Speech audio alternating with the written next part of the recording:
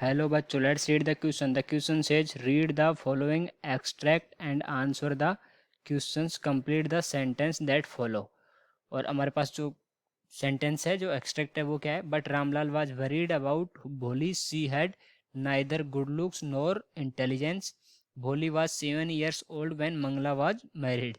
तो हमें बोला है कि जो रामलाल है वो वरीड रहते हैं भोली के बारे में, क्योंकि वो ना तो गुड लुकिंग है, ना ही इंटेलिजेंट है. इस वजह से उसकी मैरिज को लेके वो टेंशन में रहते हैं. ओके.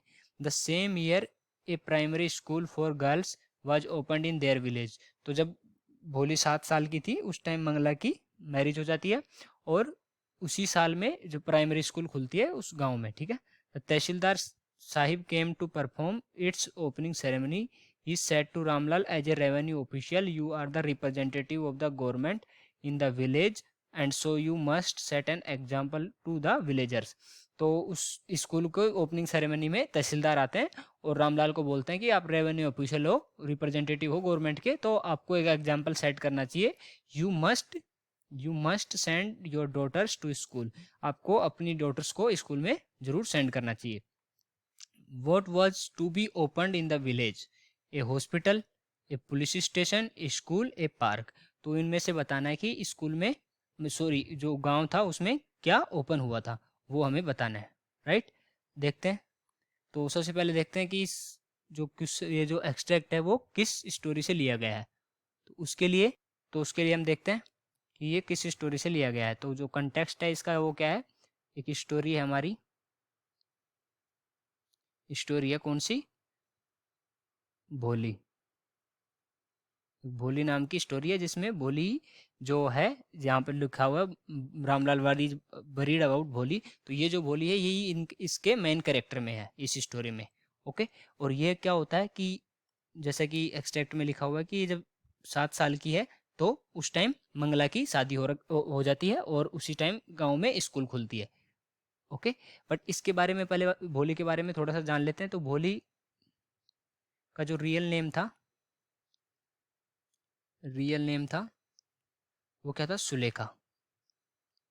सुलेखा. ओके. और ये जब 10 मंथ्स की होती है, 10 मंथ्स ओल्ड,